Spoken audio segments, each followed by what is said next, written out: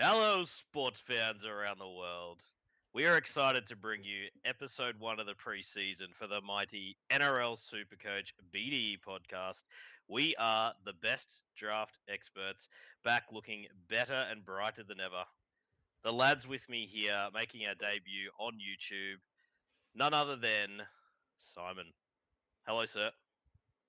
How we go, mate? G'day, listeners. It's a bloody exciting time to start the new Supercoach season, as it is every single year, but none more so than this year with the boys on YouTube finally. It's been a bit of a battle, but we got there in the end, so I'm very excited for what's to come.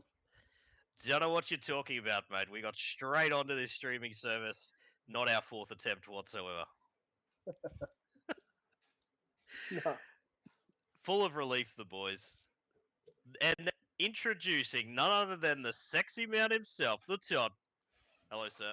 G'day, mates. How are you?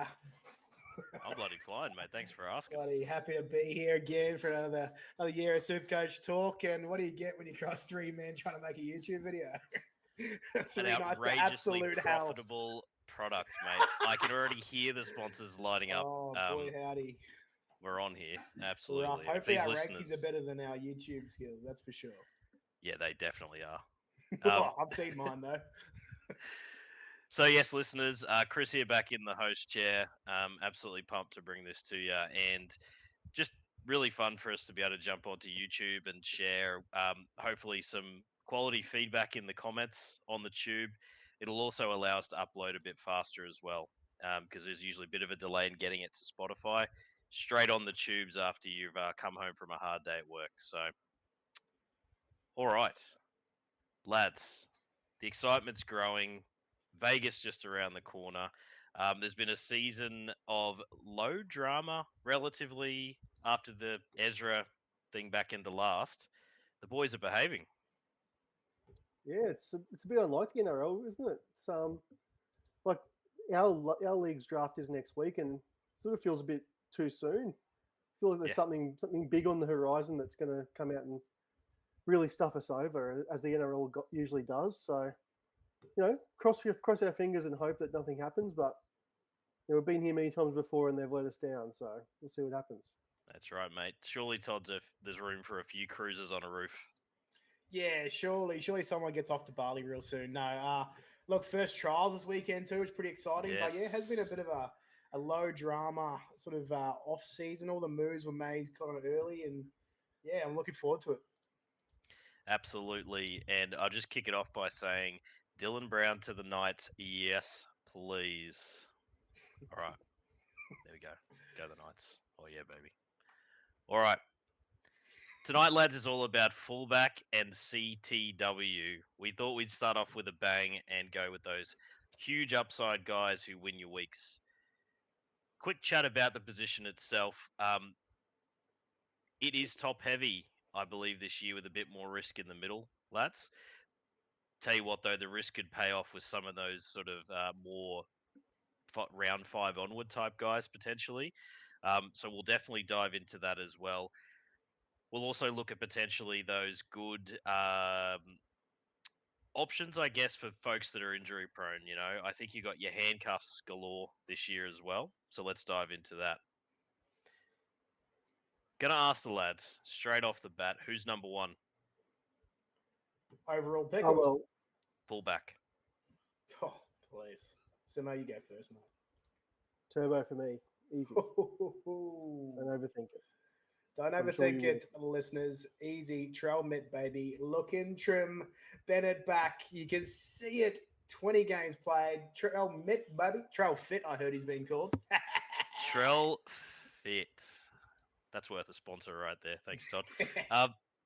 Trail Bit number 1 is controversial. I've easily got Turbo at the top with maybe Kalen if he can also play a full season, given that a nudge. I think they're the clear top 2 this year with a bit of a gap, personally. Talk up Big Trail, mate. Why is he that high for you? Just the Bennett effect, mate. I think, we saw last year, Hammer in the second season at fullback. I think he put on about 6 points to his average just with the Bennett effect. Obviously, another year at fullback as well. But Trail Mitt's looking fit. He's looking happy. A happy Latrell just is an absolute leader amongst that team. So I think South's going to be way better this year, and Trail Mitt could benefit from that pretty much. Wow, it's a big call. Love it though. How early do you think he needs to be drafted to secure him, Tots? I mean, in our league, you've got him. Look, I'd be taking him at 4 behind the 3 big halfbacks if I was in that 4 spot. That would be where I'm going. I'm going to throw in some analysis here. I don't think you need to be that juicy. I think if you have the opportunity to draft at the back of round 1 and pick him up either back of 1 or start of the turn, I think that's a popular spot for him there, Simo. Yeah, if you think you can get him there, I'm sort of probably in between that personally. I do like Latrell as a pretty solid top 5 to 6 pick this sort of year. Like if you know your league mates and you're high on him like Toddy is, then by all means look to trade back and pick him up. Yep. Sort of 9, 10, 11. 10, 11 is the same sort of pick, but if you can get him in that sort of range, that's a great play. And get a higher second round pick, it's always a good thing to do. But I think in a nutshell, like Latrell Mitchell, like everything Toddy's all about, I agree with. It's just the buy for me that has really pumped the brakes. Otherwise, I'd be pretty all about because we'll go through these consensus rankings that we've come up with shortly. But Latrell and Kalen Ponga, you could make a really serious argument for Latrell against Ponga if it wasn't for the buy. So that's sort of where the buck stops for me. Okay. I'm also going to bring the injury history in. Just he's consistently missed massive chunks of seasons, even worse than Kalen, which is where the pain comes for me. So those two things are why I've got him down in 6. I still respectfully have him there. The coin flip with James Tedesco in 5 for me is 1. Simo, we'll talk about the Roosters a fair bit preseason. We think that he'll drop off a bit with the team because they just won't have as many attacking stats. He's still going to base stat like crazy as he does. But for me, Trell Mitt versus Tedesco is actually really close. Your thoughts?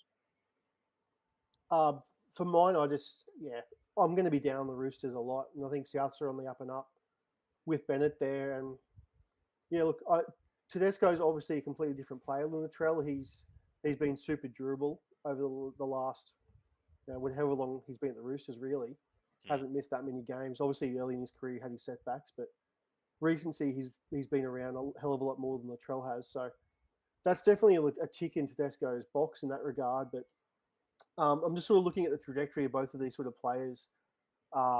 Tedesco's got to have a fall off soon. I mean, I think he's on the brink of being the 3rd most capped fullback of all time now. And wow, he's starting to really get to the age where we do see the drop off. And Latrell's still in his prime, looking fit.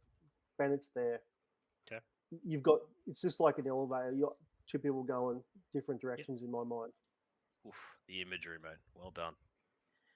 Well I'd like to look at those consensus rankings there for me, Simo. So in terms of Tedesco and Latrell, where are they? So we sort of put together these rankings where the 3 of us just gave our top. We stopped at 14. We probably could have gone further, but we stopped at the top 14 list at fullback, and then we also got an anonymous member from our league to throw their rankings in as well, just to sort of keep us honest. Great. So, sort of with just our rankings, it did go, as we've said, Travojevic, Ponga, Latrell, 1, 2, 3. Interesting though, with the guest ranker was also with Toddy, quite high on Latrell. Had him 2nd, which bumped up the average. So, with the 4 people's rankings factored in, Latrell and Ponga were actually tied in the ranks there with a consensus rank. Shared there. So it was quite interesting to see that someone else was sort of going with Toddy there and smart guy, keen on him. Well, I'll bring it up then to compare that to the rankings here. So Tommy, Kalen, and Latrell then are the ones that we think are going to be pretty hyped preseason, right? Yeah. I personally am very excited about Scott Drinkwater, who helped me to a title a couple of years ago as an absolute bit of a bargain pick, I should say. The goal kicking there at the Cowboys, Todza, surely he gets a boost of 6 to 9 points a game, depending on how well they run. if he gets that, mate, he gets vaulted way up into those top few. Surely. I understand, like, the goal kicking will definitely pump him up. I just don't think the Cows are going to score that well this year. I really don't. I'm really down the Cows. So that's in my rankings. I've got Drinkwater quite far down. I understand why people are like getting behind him and why you're getting behind him, but I just don't think that the Cows are going to go that great. So, okay, unpacking the Cows just for a little bit. As far as I tell, they just got rid of Chatty Townsend. Enjoy that, Roosters. Thanks. Is it going to be any different, Todzer? Like, do you think his environment, he's their linchpin, the playmaker with a little bit of show and they've go? also, I understand that. They also have lost Val Holmes. They've also lost Kyle Felt, who was a linchpin on that the right hand side. I think those are two big. You're gonna see that those are big holes to fill, and they're gonna be filling them with guys like Derby or Laybart or all these guys who are not proven in the NRL yet. Like they could easily come in and be really good, and that I just think that Scott Drinkwater may just lose a bit because of how good that Kyle Val Holmes has been in the past. And also, I mean, Chad Townsend versus Jay Clifford. I don't think it's like crazy to say that Jay Clifford could easily be as worse as Chad Townsend. Okay. Like he's had plenty of chances in the NRL. Decent analysis, and Drinkwater is a fullback that really gets a lot of his points from try assists, line break try assists. So that's a decent analysis. Interested to see there where you both ranked him. Where's Drinky for you? For me, he's at the 9 spot. Wow. Yeah, I faded him quite far. Gee, before we go to you, Simo, let's unpack that a bit. So who have you got in 8 and 7 if he's 9? So for me, I've got Pappenhausen and Kinney above him as higher plays. So yeah, I just think they're going to have the bigger days and average definitely more. So you, Todzer, you've gone really balls to the wall here. So Trell number 1, but I think a bigger call is you've gone Drinky as a bust this year. He's actually a bust for you. He has to be. At 9, he's got to be. At 9, yeah, I guess he's a bust. That's a bust. Yeah, compared to That's where a bust because he gets drafted ahead of 9 in I think 90+% of leagues. Simo, your thoughts here on Drink? Yeah, so if we go through the rankings of the 4 people here, Chris, you had him 3, Toddy was 9. The guest ranker was also 3rd, and I had him at 5th. So definitely the outlier, Toddy, by a country mile. What Red said is bang on. Like, for you to have him there, it screams massive bust for you, and definitely someone you've got on your do not draft list at that price for sure. Absolutely. For me, I probably would be happy enough with Drinkwater in the late first round. Yeah. I'd probably peg him around sort of anywhere from 7 overall onwards. I'm okay with it. If you got him ranked 3rd at fullback like you do, Chris, like you, depending on where you're given in your draft spot, if you draw the 6th spot in a snake draft, like obviously you're going to have to reach a little bit to get him, but I'd value him as I value him as a 5th fullback. So yeah, around that sort of 8th overall, maybe 7th. The other one for me on your analysis, Todd, I love it, mate.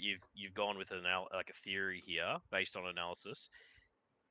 You're not more worried about Tedesco than you are Drinkwater, given the potential age decline situation. You're more confident that his decline will be far less severe, as in Tedesco's. I am. I think Teddy still has a drop off from last year. Obviously, the 94 average is crazy. We definitely has a drop off, but I'd be happy to put my eggs in the Teddy basket as opposed to Drinkwater. I think the Cows, they're like one injury away in that forward pack from being like seriously bad. Their depth is shocking. Wow. Okay. Reece Walsh, boys. He comes in at number 4 for me. I could rank him anywhere from 1 to probably 7 or 8 if I was really wanting to. So I've settled him in at 4. How does that stack up for you, Simo, and also the combined rankings? Look, there's no way I could possibly rank him 1 based on what he's shown. I feel if you were to rank him 1, like we know the talent's there, but geez, he just hasn't shown you the consistency that those other guys we have ranked higher have shown over their careers. I think the great thing with Reece Walsh, though, is if you are mega high on him, there's value this year in Reece Walsh.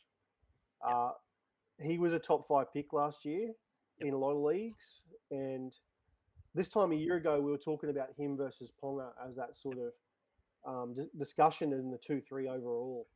And then by the end of the preseason, Travojevic had sort of snuck up into there. That's towards later in the preseason. But as for this year, the rankings are pretty consistent. Both you and I, Chris, have both got him 4th. Toddy's got him 5th, and the guest ranker has him 5th as well. So a pretty consistent ranking there of 4.5 in the fullbacks. So yeah, if you're going to want Reece Walsh, I think he's pretty consistently going to go as sort of the 4th fullback off the board in a lot of leagues. Throwing it out there, is there a scenario where he goal kicks at least for a chunk of the year? With Reynolds, there's no way Reynolds plays a full season. He's a better kicker than Katoni Staggs. If he goal kicks for a sizable portion of this year, I think look out. And I also think his best we've seen is when they've had a full structured team, when they were in full flight, the Bronx. He's got more experience now. He's got Madge as a coach. I just get the feeling that come draft day, I might have him in 3rd. Todzer? Yeah, mate, I can get behind that. I definitely think that he does a lot better than last year's average of 75. I got him going upwards of that. Key being, Reynolds staying fit is key this year, but with having Ben Hunt there as well, he's kind of sort of safeguarded, so you can kind of sort of feel pretty happy to be drafting him, even as high as 3rd if you'd like. I'm pretty high on Reece Walsh, especially obviously at the 5th spot there. So yeah, I like it. I think he's him, as you said, Simo, in an ideal world where you pair the Drinkwater, Reece Walsh, Teddy, any of these guys, we'll talk about a couple of the others, but on the way back around in 2 latest here, I actually think I'm going to like the back end of round 1 this year. I think it looks really tidy. That's just because of the fullbacks mostly? I just think it gives you great value for guys that can win your weeks in fullback. Yep, absolutely. Yeah, I definitely do share those sentiments as well. Like those three guys we've just talked about: Latrell Mitchell, Scott Drinkwater, Reece Walsh. Throw in Tedesco if you're keen. That's the back end of round 1, just about. Yep. So they can win your seasons. On. Yeah, absolutely. It's exciting. That's why I'm glad we started here in fullback land. Now, one that I have finally put respect on the name, I suppose you could say, is Dylan Edwards, who we know the base stats aren't going anywhere. Potentially, if Cleary were to go down, which we'll discuss in our preseason sort of predictions for teams, assuming Cleary goes down, he takes over in those games without Luai there. I don't hate Dylan Edwards as an even later option, boys, if people are still sleeping on him at the start of round 3. Could he last that long like he has every season for the last 3 years? Tots? No chance. No chance. I don't think he lasts. No, I don't think he gets back to round 3. I think he'll be a mid-2 to end of 2 kind of guy. I think we've seen his consistency now for a few years, and like you said, if Cleary was to go down, he definitely massive uptick. Obviously, we'll talk about that on the 2RF podcast, but yeah, massive uptick if Cleary goes down there. Yeah, absolutely. So is Dylan Edwards your absolute great target? On the way back around in 2, you've grabbed one of the 2 elite halves, potentially Munster in that round 1. Surely he stands out. Safe as houses there on that 2 turn. Yeah, 100%. Yep. Comparing him then, I'm sticking with you, Todd. Keanu Keeney, mate. Woo-hoo! Holy dooly, can the kid play SPORTSFANS? Man, he is exciting to watch. Yeah, I've got him ranked just straight behind Dylan Edwards. I just think that this year is, obviously we saw him last year, electric for the Kiwis. He was absolutely unreal. So I've got him going absolutely bonkers this year. So he's slotted right in there in my number 7 hole. I think it's his breakout year. He's locked down that spot now, in my opinion. I think there's a bit of how's he going around the halves there at Gold Coast. But I think you ask anyone, Keanu Kitty is the fullback. I love it, mate. I love it. I'm excited for the Titans fans. Stay fit, young man. Are the Titans sneaky good? Yes, we'll talk about that. If they play Foz. There's a chance. There is a chance. Depending on how fit Tino is, there's a chance. He doesn't even need to be fit at the start of the year. Hey, they're deep now. Yeah, I don't know how good they can be if Brimson and Campbell are the halves, as sexy as it sounds on paper. I just don't know how the kicking game would work out with that sort of makeup. But I'm with you though. I think the Titans pack is really good. They got speed to burn out wide. they've got a super fun team that you'd love to play on like Rugby League Live or something like that. Because Brimson, and if you could play Brimson and Campbell in the halves, you'd be all about that. Get them on Rugby 08 and I'll be all about it. I will be absolutely getting to Rabina a few times this year for that reason, boys. I think it's going to be great. Love watching games there as well. So, how high have we ranked him? Consensus, what are we looking at, Sim? So between the three of us, Toddy's got him the highest at 7. Mm-hmm. You've got him 8. I've got him 9. Okay. The guest ranker was also 8. So 8. Did you manage to have Pappen ahead of him, Simo? Is that your difference? Yeah. I've got Pappen 1 spot above. I think they're mighty close. Job security was just the thing that was going to get me there, but you really like. I'm not going to sit here and try and defend it too hard because Pappen's got the injury risk that Kinney doesn't. So, okay, or doesn't appear to. So, yeah, I'm not going to try and defend it too hard, but yeah, they're very close in my eyes. Those two players.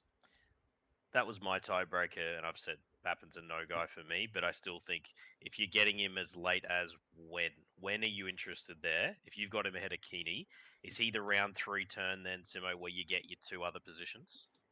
Yeah, so I probably didn't chime in when you guys were talking about Dylan Edwards, but for me, I'm probably going to push a bit higher on Dylan Edwards. To me, I feel like he's a bona fide, like early round 2 pick. Okay. This time a year ago, he was going mid 2 to late 2, and in some leagues pushing into starter round 3. For me, this year, Dylan Edwards much more solidified as like a solid early round 2 pick. Okay. I wouldn't even begrudge anyone taking him late round 1 if they were a massive fan. So I could see that. As for these other two, Kinney and Pappenhausen, I think that when it's all said and done, majority of people will have Kinney higher than Pappen. So Kinney's probably going to settle in as like a late 2, early 3, whereas Pappen's probably going to settle more as like your early to mid 3, maybe even later. And he could definitely slip based on people's perception of the fullback position at that point, because a lot of people will have fullbacks. If he makes it past early round 3, there's going to be a lot of guys in that middle section of the snake who took Latrell and Drinkwater and Tedesco that aren't going to look at him. So these two players could represent value in snakes if, for some reason, the guys that pick halfbacks early in round 1 don't go that way. I feel like they'd be making a mistake if they didn't, but there could be a strategy that you build around that for sure. There is a way you can make it work. Kinney in 3 onwards if you've stacked with a couple of other positions, and as we talk through the preseason, boys, we'll start to piece together some of the first 3 rounds as well. It does look pretty attractive to me because trajectory is pointing up, and if you get it right, you are going to be a very high upside team. So I'm about it. Moving on to the next few. Simo, I'll go actually to your consensus rankings from here, mate, for those sort of ranked, what are we up to, 9 onwards? Yep, so I'll just go through the list once more here for the listeners. So we've had so far Travojevic number 1, Ponga and Latrell equal number 2, Walsh 4, Drinkwater 5, Tedesco 6, Edwards 7, Kinney 8, Pappenhausen 9. So we're up to the 10th ranked player in the consensus rankings, which is the Hammer, 1 spot above Jaden Campbell and Clint Gutherson. Obvious tier of 3 here, boys. I don't think any of us would argue there. Yep, tier of 3. Jaden Campbell being the one that potentially, with the goal kicking in a team we think might be sneaky good, he's the one for me that I may move above those 2 as we get closer. I've currently got him 3rd, but I see an argument to be higher. Todd, your thoughts on those 3? Yeah, so I actually have Campbell as the 10 guy. Yeah, gotcha. Just what we saw last year, he was so silky at 6. Like I really enjoyed watching him play. Massive upside. I then have the Hammer. The Hammer's really hard to rank for me because I love the talent. It's just that team and the way it was built last year. I don't think, like obviously with the Wayne Bennett there, they were a lot better last year. What I think they're going to be this year. It's just he has to be really step up. I've actually got a sneaky one in here just before I've got Gutherson, mate. A little cheeky one here. I think Dream Bullet is about to have his breakout year. With Jerome Luai there, another big call, I'd say, for me. But with Jerome Luai there, I think he gets them humming, hey? And I think Dream's going to be a real sort of a beneficiary of that. So yeah, I actually have Dream Buller just ahead of Gutherson. No disrespect to Gutherson, I think they're sort of right there on the same sort of averaging and the same spot. But in that group of 4, I've actually got Dream Buller.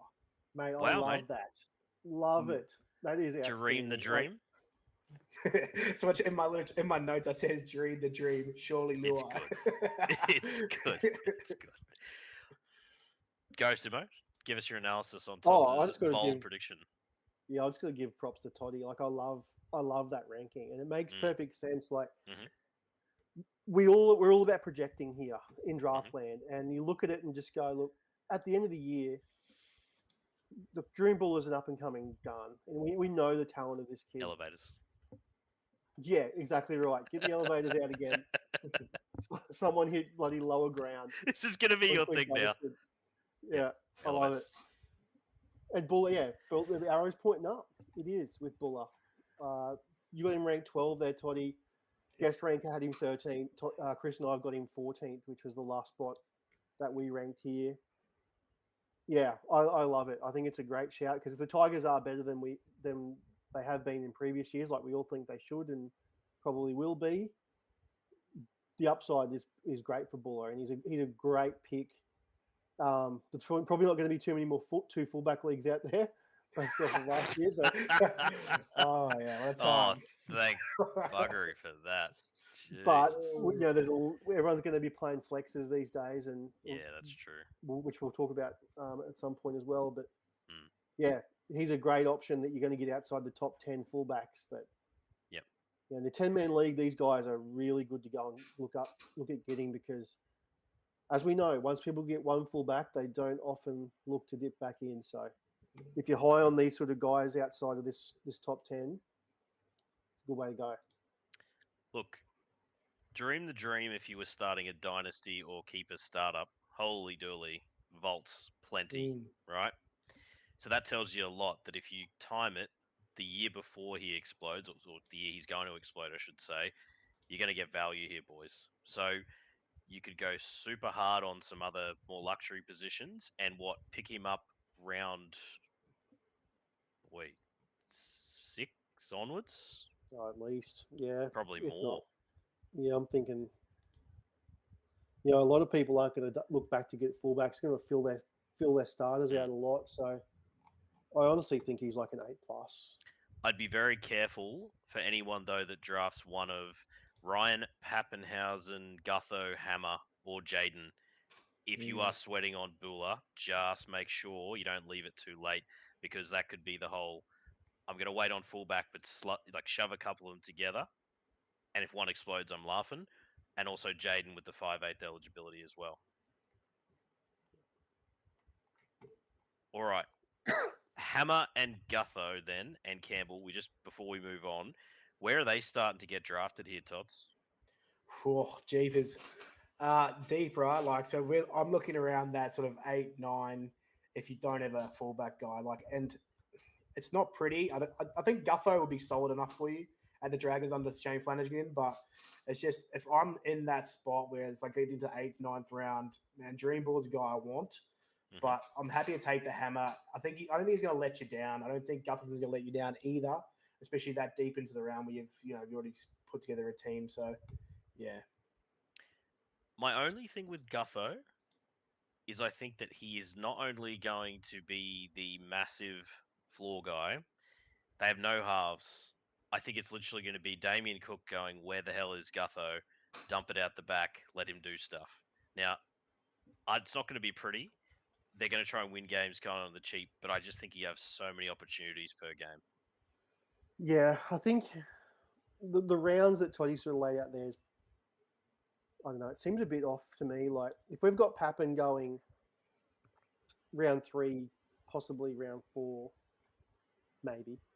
Like, we've got Pappen sort of ranked 8th or 9th, roughly, on consensus. Like, Hammer and Gutho are the next guys ranked around Jaden Campbell. Like, I struggle to see a gap of 4 rounds between Pappenhausen and the next fullback. Like, there's going to be players that get pushed up. I think these guys will get pushed up draft boards because if you're one of the last guys to get a fullback in your league, you're not going to want to miss out on someone. You're going to want to go in there and get the one you want. So, to me, I think these guys are going to start getting looked at probably mid-round 5, maybe. It really just depends. You're never going to know what your league mates are like and if they are going to hold off on fullback or not. But every league's going to be obviously a lot different. But I could see many scenarios where people see these names there in round 4, they pass over, and they just go, oh, geez, I just got to get a fullback. These are the last ones left. I could easily see Hammer being like a round 5 pick. I think Jaden Campbell's the obvious one, mate, with the 5'8" eligibility. I think he may go as early as the end of round 3. Yeah, I agree. He's very desirable, and we'll obviously talk, another podcast about that. But if it goes right for him, you're going to play him at 5'8". Let's be honest. You've got enough fullbacks here. It's a whole different discussion, really. It is. Yeah. Which is a weird one when I ranked him, because I was like, why do I have him so low? And it's like, I rate the other fullbacks better in the fullback position. Yeah. You could get Jaden Campbell, which kind of safeguards you obviously at fullback if things go south. But you could easily come back in and look to pick up a Hammer or Gutho or anyone. You could. You can afford to wait later in that scenario. You can. You just want to make sure, though, folks, I stress this, to win in our league, you have needed a dominant season from a fullback. You got to have that one that's pounding out the hundreds pretty regularly, because otherwise, come a final, you're going to need 850 in a non-captain league, and what is it, Simo? 950-ish in a captain league to win standard. Yeah, when it gets to the pointy end. Yeah. So you're going to need that 100 plus. So have a look at matchups as well. We will do some, have a look at schedules as well and finals. The obvious one for today is the Latrell Mitchell. Can they stop playing the bloody grand final, honestly? 2 and 3 years. All right, boys, we move on. Shan's Nickel Clockstar, KO Weeks, Connor Tracy. Is it Yongi? How am I pronouncing it? Yongi are probably in a little bit of a tier here where I feel like all of those guys could be startable a lot of times of the year. The question is, are any of them a chance of exploding and being an every week 100 plus? Not 100 plus. Like, no. You're looking to get a 65 average. I feel like if you get that, you'd be very happy. Yep. There's just not a lot of upside in these guys. Connor Tracy did have a couple of big games last year, but I don't know if his passing game's going to really sort of ascend him to be someone that you can rely on to get a lot of assists and bump up that average. Chance is probably, I would be surprised if he could better what he did last year, because he was amazing at the start of last season. Until he got shifted around. Yeah, and you get the sense that the Warriors will probably have that sort of year where I don't know if he'll play the whole season at fullback. I don't think you can almost say that definitively. I feel like when they go badly, as we kind of predicted, Simo, we're having a bit of a chat, the temptation to put the great man there, it's going to get pretty loud. Yeah, especially if they're like one from the first 5 or 6 games, like. Yeah. So yeah, I'm not particularly interested in having Shans as my starter. I think that's a mistake. I think there's enough depth in fullback this year. If you are playing deeper leagues of 14 plus, try and get one of those other guys before it gets to the 14th guy. What needs to be mentioned there is, with the flex, you can never be certain, because there's going to be leagues out there where people go hard and get 2 of these good fullbacks. True. And you might not set out to have Chance as your starter, but you just never know how a draft could go. So, yeah. Okay, so for me, sorry, mate, you go. No, I was just going to say, factor in the flex here then, Simo. Would you prefer a flex guy who is going to be flooring? So Shans, Tracy are 2 phenomenal examples of that for mine. I take it flex is supposed to replace a really low starter in your team. Are those the 2 you want, or do you want someone who could go massive? you're always going to want someone that goes massive. Like for me, we'll talk about this more in the CTWs, but I really think the flex brings into play those centre wings like Saab and Khan Pereira, who their crap scores don't hurt you as much with the flex because True. you start them and they score 12. Well, the flex is going to replace them. Whereas if they crack a big score, then obviously that's brilliant for you. So I'm probably going to be personally looking more towards high variance guys. I'll be more accustomed to playing those sort of players with the flex. Mm-hmm. I'm not really someone that would want to have a consistent guy as my flex, provided that, if I've started really poorly in a week or something, let's say someone on Thursday night plays for you and they score 20. Like, I could see scenarios where once your worst score's 20 and you just want like a solid 60, you might change on the fly mid-match. If it all depends. There's a lot of variables because it's going to depend on if you think you need upside or not, and all this and that. But I think in a vacuum, I'd rather have high upside guys rather than the consistent guy in like Chance. Well, on that logic then, Tots, KO Weeks is one that I think is at least worth discussing here, who I want to believe could be something because he showed flashes upside last year. Give me something. Yeah, see, I'm not as high on Weeks. He did show the flashes last year, and he looks really good, but just on those down games, man, like they're just so bad. And I just don't think that you got Chevy Stewart nipping at the heels as well, which obviously very green, but I just don't think that, Good one. I can see a world where KO Weeks doesn't finish the season as fullback at Canberra. So it's just, yes, he's going to have a couple of big games a year, but I just think that the games that are not, when he's not on, they're so bad. We really want Ricky to show the same commitment to KO as he does to Danny Levi. Yeah, that's true. I just think that he is a good punt that I wouldn't hate to draft as a bench player for me because of the 5'8" coverage as well. If it goes well, you've got a dual guy who will have upside if he stays in the team. And I also think Canberra will be sneaky good at home. They could be very. That's not a revelation, but I mean because Fogarty's back this year, forward pack remains good. They're playing a crappy team down there. That's a KO Weeks week for me. I should have said that's a KO week. It was right in front of me. God. It was there. Yeah. Jesus, I'm just not. I like the shout though, boys. mate. Because I'll come out and say it. Like, I think he's been pretty hard done by in his NRL career. I think the talent's still there. Yep. The bloke is rapid as they come. Very fast laterally, isn't he? Yeah. And like people forget that when he filled in at Manly, like he played at fullback in place of Turbo against Penrith at Penrith first game and lost a lot of confidence from that. Obviously, he scored atrociously in Supercoach. Obviously, left Manly after that. Like, I don't know. I think as a community, we'd probably be a little bit too quick to rule out KO Weeks. And yeah, I like the shout. The fact that you can get him as a bench player.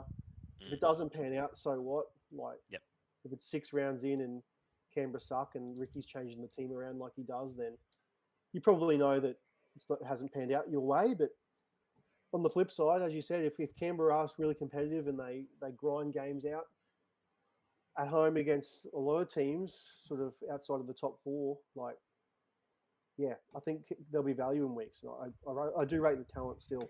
So I pushed him ahead live here of Shans and Tracy for that reason. I know I'm not drafting anyway. They're just guys it's not going to happen. Tracy potentially is a CTW. I should say that. That's a pretty decent option. But Yongi, if I'm pronouncing that right again for you, Mr. Todd. Yep. What are we doing here? This is lottery ticket stuff, right? He has some talent. We know this. We do not think Para will be good. And if Para lose Brown, I got him as the potential spoon without Brown leaving. I think their team is pretty average. Their one Moses injury or long, difficult origin thing from going just as badly as last year. Their forward pack stinks. They need Hopgood to stay fit. I'm just not confident that a fullback in that environment is someone you want to be hedging your bets on. Oh, certainly not someone I want to hedge my bets on. I don't think Parramatta is as bad as you're saying here. Mitchell Moses and Dylan Brown both back in the halves. Like they picked up Zach Lomax in the off season. They do have quite a few back rowers to try and fit in through there, but I don't think the forward pack is crazy bad. Junior Paulo's probably got another year left in him. It's to say they're probably going to be wooden spooners. I probably wouldn't have them there. On Isaiah Yongi, we've seen a little bit through New South Wales Cup. I personally haven't watched him that much, but just the stats and that, he's got a lot of tackle breaks, but this is the NRL, and you're a green fullback coming in. People are going to target you. So I would be looking, for somewhere around that 55 to 65 average at the end of the year, and I'd say it'd be a pretty successful year. Not someone I want to hedge my bets on, that's for sure. Someone you can certainly put on the bench, though. He's going to be drafted. Yeah, he's going to be drafted. Who knows? As you said, if Para are better than what I and a few others think they may be, then maybe he is someone who can work his way into the 65 average if it goes really well. That'd be a good season for him, and you'd be, that's a bench spot taken up, deep rounds. So what really kills him is a lack of duel. Like if he, the fact he's fullback only just makes it so hard to find an avenue for him to really be like outside of him being a backup for you that just covers for an injury. It's hard to really see what he's going to offer because he really profiles as a sort of guy, like even in Cup, he would have 20 runs a game, but it's sort of hollow stats. Like that's sort of all he would do. There wasn't a lot more to it. Obviously he's a young player and he can grow, but I feel like his best Supercoach year is probably not going to be this year. So Hayes Perham-like performances. Oh, there's a name. Rough. If you remember, we were there not long ago, gents. Yeah, it wasn't long ago, actually. I'm not going to say that, but no, just having a bit of a dig. Hopefully it goes well. It'd be fun to have another Supercoach asset, or at least one of the future, show a little bit this year, but not a starter. All right, we're at sort of the right at the back end, and he's probably the last one. If you're in deeper leagues, you'd want to start, boys. It's fair to say. Don't say it. What? Oh. What? There we go. Anyway, keep going. If you were deep, if you're playing a really, the 74-man league. Yeah, 14-teamer. Not for the faint of heart, those. I'm just going to list a few here, a couple of backups for you, and a couple of starters who could be okay. So, obviously, Lehigh Hapawadi, how big a priority is he if you are the Tommy Turbo owner, especially if he is starting on a wing, which I think he should personally. Big, very big. Last year, his scores on the wing, just looking at them here, 36, and then 81, 58, 50, 87, basing around that 30 there on the wing. It's pretty important to pick him up, especially if you are the Turbo owner. Yeah. Can play him from the start, of course. Yeah. Gets harder, Simo, if he is not picked at wing to start the year. If Tommy Talau does maintain, Tommy Talau was very good last year. Yeah, I feel like, as much as it's painful to say out loud, I think Hopewadi's going to be the 17 off the bench. It's true. Really? They played cooler in that role at the end of last year when he came back from his MCL or whatever it was. I think Talau was too good for... Yeah. And he's a bit older. Saab and Talau. Yeah, I think just the contract, not so much the contract situation, but just the seniority with Talau. Like he's more experienced. Lehigh's time, it arrived last year, let's all be honest, but Manly will see the opportunity that they can ease him in. And that sucks for us. But I'd love to be wrong. I would love to be wrong. I think that Lehigh starts and Saab misses out, to be perfectly honest. Crazy. No way Saab misses out if he's fit. Not a chance. It's Talau or Hopper. And, boy, that scenario where you get hopefully a full Tommy Turbo season with him as your insurance, that is hard to look past, boys. That is a very juicy ownership moment. Yeah. If you draft Turbo and you can get Lehigh and he ends up being the starting left winger, and you've got Turbo with Lehigh insurance as a left winger and actually playing, that's gone so spectacularly well for you. Because I would be terrified for the team that ponies up for that and adds Ruben Garrick. Can you imagine a day at Brookie or 4 pints? Imagine coming up against that on a Sunday Arvo. You have to watch Brook. You have to watch Manly on a Sunday Arvo. I wouldn't watch. Teams chasing 400 and gets you. Nope. Not even that. That combo could be just absolutely bonkers. So anyway, throwing it out there. Surely, cha-ching. Yeah, surely Garrick's not. Everyone out there, if the Turbo owner is able to get Garrick somehow, everyone's done something wrong. Because you think Garrick's got to go quite early? The average wasn't as good last year. I agree. And I personally wouldn't. I'm not as big on Garrick as a lot of people are. I've got him number one easily. Exactly. Like I've got him second, but I know that people like yourself are. And I see it. I absolutely see it. My reasons for Garrick we're almost at the CTWs. We're close, mate. We're close. Just a couple more fullbacks we want to look at, but yeah. Yeah. I'll just all I'll say is I've got some issues with Garrick's tackle technique and HIA history. So it's very much the only reason I'd pause between him and number 2, who you've, I presume, flipped. Okay. Sticking with it. Tuapiki, love him. Love watching him play, the effort. Probably, he won't get the start, we know this, but he is also another option if they want to keep Roger on the wing. What are your thoughts? Is he worth drafting, or is he someone just to wait and see? Oh, look, he could be a number 1 waiver in week 3, maybe. Yeah. And I'm happy for everyone to have that. Be my guest. Fletcher Sharp. He is very much live up to his name, that man. And only when he had his 4-try day was just one of the most delightful things for a while. He's got amazing talent, and he is also the handcuff for Kalen Ponga. I think he is very close to Lehigh. If Fletcher, he gets a wing, right? We already know that. If Lehigh doesn't, you flip him. The talk is that he's going to get a 6 role. Wow. That is the talk from Newcastle that I've heard. That he's going to be in that 6 role. Signs, but well, Dylan Brown's not signing now and coming this year, mate. There's options for 26. Yeah. The fact that Fletcher Sharp is in the conversation for 6 is actually great. Dylan Brown signs for you. There's no one else to take the spot. Yes. Let's just play a winger there while we wait for Dylan Brown to arrive. He would be an amazing fullback if Ponga goes down, boys. Let's not pretend. He's actually NRL grade already. He's lightning fast. Do you agree with the flip if he's starting anywhere over Lehigh? If Lehigh is... if Lehigh's not starting, you'd never take him over Sharp. So there you go. I've got Will Kennedy really low, boys. There he is, my guy. I have got him below Lehigh because I just don't think you should really even draft him. There's no real point. He's gone. Big 48 average last year for the big dog. How good.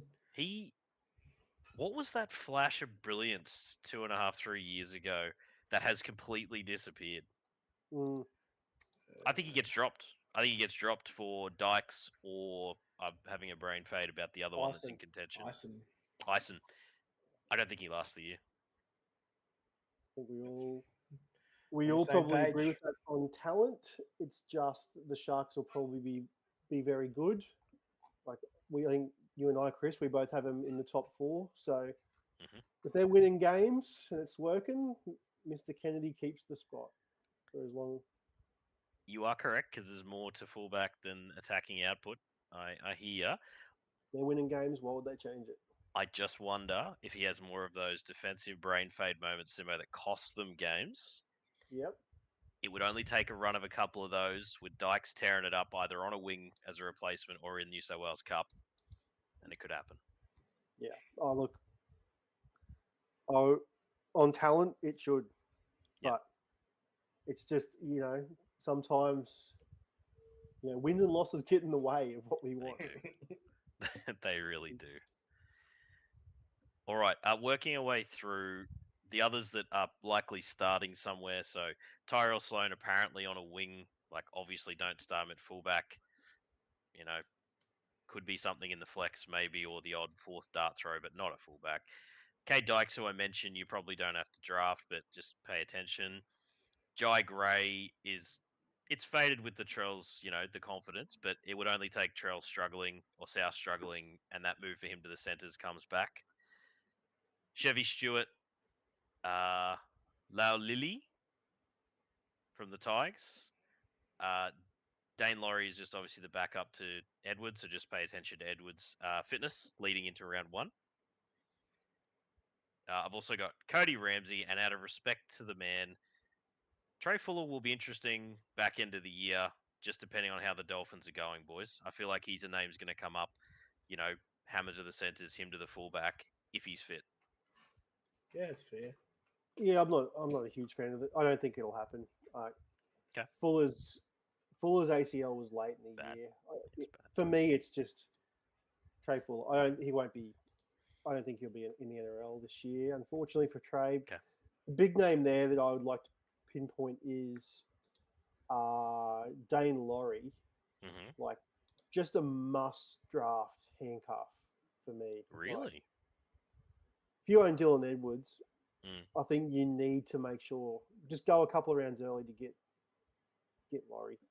Okay. He showed enough last year that he can be 80%, if not more, Dylan Edwards when he plays. It's more the use of a bench spot, Simo. Interesting strategy. If you're Edwards, you don't think Laurie just sits there and he's the hot waiver pickup version? Oh, look, he'd be the hot waiver by a pickup if Edwards goes down, but you want him on your roster. Yeah, okay.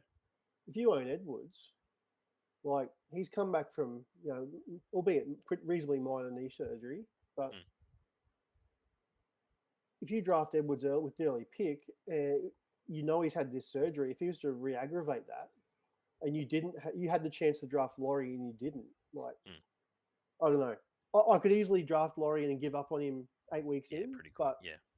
but like I'd be committed to holding him for at least the first month and a half.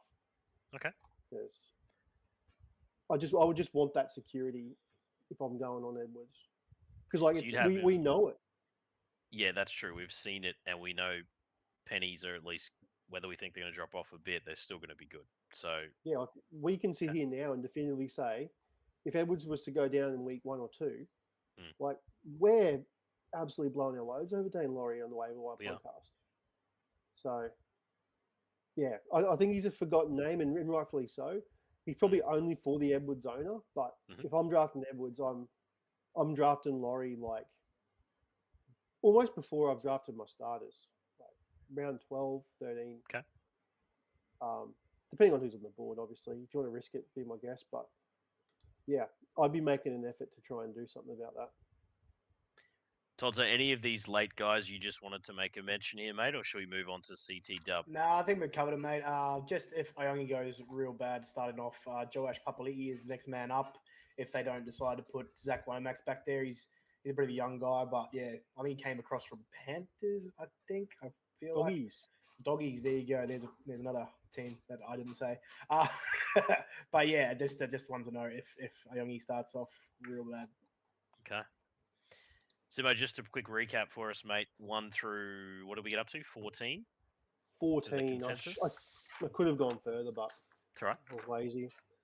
So the consensus rankings with the anonymous ranker included was, wrong page, Turbo, Ponga and Latrell even at second, which means we've got Walsh at 4, Drinkwater, Tedesco, Edwards, Kinney, Pappen at 9, Hammer at 10, Campbell 11, Gutho 12, Chance 13, and Buller 14.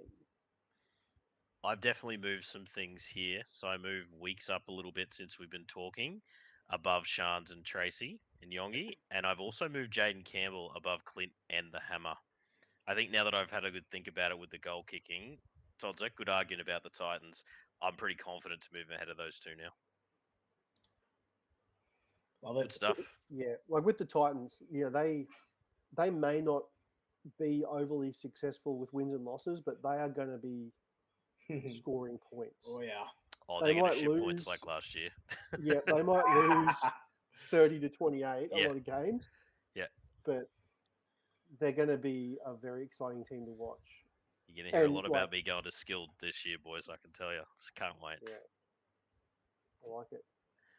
Fantastic, lads. All right, first position down for the preseason. Just a little check-in, boys. How are we feeling? Todd Mount? Yep, feeling good, mate. Not tired at all. Going good, brother. Typical enthusiastic response from the I'm all Todd over Mount. it, mate. Give me something, mate. Come on. No, Simo, I'm feeling how you good. feeling? Feeling good. No, you had your Hedward's tits wet fullback, around. boys. How Hedward's good is fullback. fullback? It's a position you look at and you love seeing that 100 plus. Oh, sexy. Or 11 of them if you're Teddy. Holy. Hello. All right, boys. CTW. Always tough. There's always blankets you can throw over big chunks of these rankings, much like the worst position in Supercoach FRF. The only good thing is there's plenty of value to be had here each and every year. Players well outside the top even 15, maybe even 20 are just going to burst through into those rankings and win your leagues. So pay attention, listeners. You'll want to get your CTW right. It almost never pays in a 10-team snake draft to go too early on CTW. And before anyone jumps in and says, but I know certain players have had, Val Holmes, he's definitely, someone that does it. Even he's had some down years in there when you've relied on him as an early pick in the last, Simo, go back about 5-ish? Yeah, maybe even as less as 3 or 4 years. Yeah. Yeah, even he is not immune. It could be, though, boys, that we're starting to see a bit of a trend with some of these guns locking in some pretty big base to go with hopefully a good team who's scoring tries. So, like, Ruben Garrick, Kiraz, To'o, Holmes and Lomax. Now, Holmes and Lomax are bad teams now, so immediately you're a bit concerned, right? I think it's top 3 for me, and then there's a gap. I've got Garrick, Kiraz, and To'o, the 3 I'm really confident with this year. What do the rankings say, Simo? Well, before I answer that, what I will say about the rankings is I took the top 25 off the 3 of our lists plus the guest ranker, and as we got sort of outside the top 15 even, like there were some guys that Toddy would rank that I'd have outside the top 25. Oh, who saw that coming? And vice, but it's like that in every position, I guess, with you, Toddy, but CTW, there was same with me and Red. He's got to get one of them right, boys. He's got to get one of them right. A broken clock's right twice a day. Stick with Ali Leah Tower up there, mate. Yep. Hello. No, there's a lot of guys here that were ranked by some of us and weren't ranked by others. And that just sort of speaks volumes for CTWs. It does. Look, I'm sure they're ranked in the top. If I did the top 40, but just for this, I had to stop it at the top 25. Otherwise, we'd be here talking about rankings in the 30s. That who really cares? Like, we'll just do some highlight reel stuff, Simo. Once we get past the sort of top 25, so lay it on us. All right. Is there a consensus top 3? Yeah, I'll just go straight to the consensus. I've got the top 20, so let's hit the top 10. All right. It's actually, we'll stop there. So the consensus has Kiraz at 1, Garrick at 2, a tie at 3 between Lomax and Herbie Farnworth. Wow. Which has Brian Toto at 5, Holmes 6, Zarko 7, Ronaldo Mulatalo 8, KL Iro at 9, and then 10 is a tie as well between Dominic Young and Dylan Lucas. Wow. That's the top 11, top 12, top 11. Very different to my list, but yeah. Okay. Unpacking it 11. Then. That's 11 names. Should I have more set a clear top 2, Todza? Because I would think it would be hard to go past Garrick and Kiraz interchangeably there. You would be wrong for me, brother. Who are we talking for you, Todd? Mate, my number 1 is out and out, baby, Zach Lomax. I'm telling you. Okay. He averaged 79 at the Dragons, and you give him Mitchell Moses, Dylan Brown, and also give him the goal kicking there at Parramatta. I just think he's just going to stay as number 1, baby. Okay. I'm not going to argue too hard because it could happen. It's not. I'll come out and say it. Like, that is exactly what I thought Toddy would say. And I think you've just fallen right in the Lomax trap, Todd. Oh. Love it. Like, the thing you haven't said there is that the only time he's had a great season, Supercoach, is when he was on the wing. Mate. And now he's going back to centre, and I think that's got to account for a lot. Yeah. Yeah, that's Like, fair. I couldn't have him one based on that alone. I hate him as a centre. If he found his way to fullback somewhere, he's number one. He could be at the right club for that, just saying. Like, Could be. that's... If I'm Toddy ranking him one, my argument is Isaiah Yongi hasn't trained that great, is inexperienced. Lomax to number one, to be number one in the CTW. That's juicy. That's my fear with Lomax, because I got him at 6, and that scares the shit out of me if he goes to a fullback, because that ranking is going to look dumb. He'll be an absolute steal if people rank him like you and I have him. I've got him at 5th, and he wasn't someone I was that keen on, to be perfectly honest. But boy, fair enough to you, Todd. You look like a genius if it goes that way. I'm with Simo, mate. If he stays at centre, it's really hard to envisage that he scores enough to better last year's performance. All right.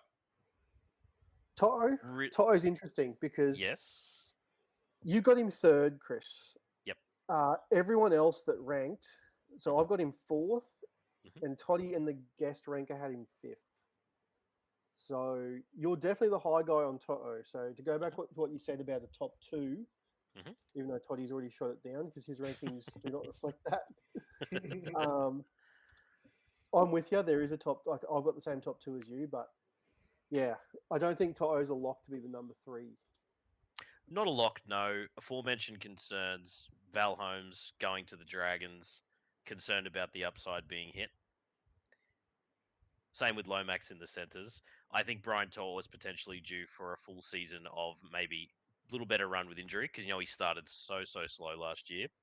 And I think that there's going to be again, without Luai, maybe more of a slightly more workmanlike, massively high floor going on here, with To'o potentially also being near the top try scorers. So I'm taking a punt on a bit of a veteran now to score plenty of tries. Yeah, no one is going to. I don't feel like they're ever going to be ranking Toto outside the top 5. Like, he's just a lock. He's the most consistent bloke, has been year on year.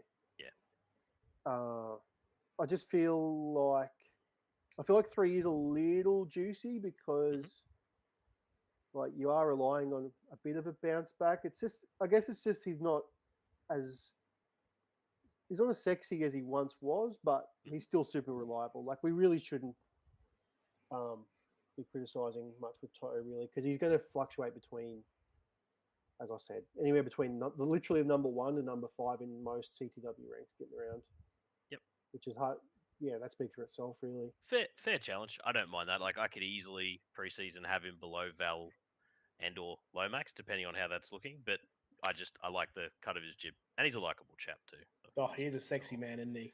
He is. Fun player to own for that reason alone. All right, Simo. So did you say then it's likely a top 5? I think it is, isn't it? Because given Val appears in all of our top 5s as well. Is that right? Val, yeah. No, Yeah. Val was number 6. Oh, my apologies. Yeah. The top 5 was Kiraz, Garrick, Lomax, Herbie, Toto. Herbie. Now, Todd, we know your opinion on another very sexy man from across the Dutch. No, wrong one. Across the ocean, the Atlantic. Ocean, That's better. yeah, it's a big ocean. It's a big ditch. It's across the big ditch. Just a little pond. Little pond. You are the biggest Herbie fan. I am. And how aggressively did you rank him? Believe it or not, mate, I am as my bad boy number 2. So mate, I wondered why he jumped up the monster. rankings. Wow. Base stat monster, brother. Like, he's averaging like 35 to 40 in base stats every game. He hasn't needed the Dolphins to be like super good to average last year 75. Like, he's never needed the Dolphins to be going gangbuster. He's always done it by himself. I just love the cut of his jib, and he's a good looking bloke. Agree with that. Yeah. So, Simo, the problem I've got with the Herb, I've still ranked him respectfully. I think it's 6 here, and I think he is an outstanding real life player. He's like centre wise, just as good as there is. Dolphins are going to struggle, mate. Is he the guy I want to really spend up on a CTW where I don't think he wins me the weeks alongside some of the other guys he's on this list? I'm with Toddy here. I've got him third, and Wow. I think he's turned a corner in his career, Herbie, where I just reckon, like I've got him above Toto for Toddy kind of said it about the base stats. Like Toto's got that too. I just like Herbie's just got this level in him at the moment that I just feel like he's just got that aura. Like he's having a million runs a game, and he's just as a center, he just gets those few extra tackles that Toto doesn't do. I don't know, like there's just a little bit more that Herbie does in and around the ruck, busting tackles, offloads. It's just the little handoff thing. He does I just chop. think he's the super finished product at the moment at this point of his career. So, I'd be very happy with him as my number one CT dub. And sure, he probably doesn't have like 130 upside, but I mean, I don't know. Like, a lot of CTWs don't. Like, I mean, 130 twice last year. So there you go. I mean, I do remember one of them. Just how good he's going. Like, okay, I don't know. I'm all about him. I mean, I'm arguing similar to your argument with Toto. I have got him in 6, so it's not like I'm saying he's completely out of the loop and a bust. It's just I don't know if I want to pony up for him to be the one based on what I said. But you guys make very compelling arguments. If he adds another couple of hundreds next year and stays fit, boys, he's in contention for the number 1 overall CT dub. So respect. Jermaine Asako. It's hard not to rank him too far down the list, but you're shaking your head here, Todd. What's not to like? This is the thing with Asako. I just don't think the Dolphins are going to be as good. Take away like kicking. Asako for me, like he averaged 63 last year, a few injuries, but I've got him ranked outside the top 10 to be perfect. Oh, like 10 now because of Campbell Graham, but yeah, he was at my 11th spot. I just don't think the Dolphins are going to be crash hot, and Asako is going to be on the wing there. I think really struggling. Simo, I think he had a bit of a down year with tries. It was just a little bit fluky last year. He missed a couple of moments that I owned him, and he just a couple extra tries as the year went on. He pushed close to that 70 average of the year before. Yeah. I feel that was a little bit fluky. I think he's still got plenty, and I still think he's firmly in the top 10. Yep, I'm high on him. I'm very high. I've got him 5th. Yeah. Oh, wow. Yep, goal kicking winger. You bang on, Chris. I reckon he butchered for at least 3 tries. He did. To catch and put it down. He did. The head and hands moments. So many. Yep. And then you're going to get that with Asako. Like, it's going to happen. So you got to be prepared to deal with that. Yeah. But, I'm okay with him. I think he's a pretty solid number 1 CTW. Agreed. And probably on a little discount on some of the flashier names above him as well. Could be decent value to start off. Yes. Yeah, definitely. Like, I think I'm the high guy on Asako compared to Holmes. Yeah, I've got Asako above Holmes by a distance, which is something that I'm aware of is not common. It wouldn't be, but I respect it, and there's a good argument for it, especially if Val struggles in the centres at the Drags. Yep. All right, can we go to the list again here, Simo? Just round out that rest of the 10, and maybe you can push on to 15. Let's do it. Yep, so we've just done Asako at 7. We didn't really talk a lot about Holmes at 6. Anything you want to add on Val before we move on? Tozza? Not really, no. I have him ranked at 3. I think he's going to be pretty good. A lot like Herbie, makes his own sort of stuff happen, and probably goal kicking there too as well. So pretty high on Val. We can have a bet, mate. Holmes versus Val. Holmes versus Asako. Oh, I like that. Put it on the board. There we go. There we go. All right. The next two is the Ezra Sharks going, guy. Going good. Why would you bring Listeners, this up? Why would you listeners. bring it up? Because I'm self-deprecating, mate. This is how I roll, right? We're honest, we're accountable. I've still got a couple of years left on this bet too, so you just wait. Ezra Mam to be at minimum a 10th overall pick, round 1 pick in that. I had 5 years. I've used up 2 of them. I've got 3 years left for him to get there. Things are looking a little shaky, Simo. Just a little bit. Oh, jeez. There's We a like to line go up hard there, on this isn't potty because we're the best draft experts. Oh, yeah. Yeah, look at this guy. He's got more chance of being a first name called out of the bloody penitentiary. it? Oh, Lord. dear. Love you, Ezra. Jesus. The Sharks boys are next. Ronaldo at 8, Kale Iro at 9. I'm throwing in one here, boys. Iro, playing the centres. A lot of wealth to be spread in that team is the reason that I think what he averaged last year, I don't necessarily think is going to change too much. Does that make him a really good CTW too? Yeah, of course it does. But at the bottom of these round sort of 8 to 15, this is where if you can snare someone who can sneak up into that higher range, I think this is value, and I do not think Iro gives you that. You're massively down on him, looking at the rankings.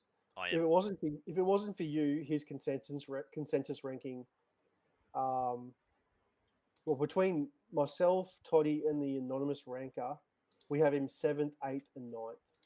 Okay. And here's you with a ranking of 17th.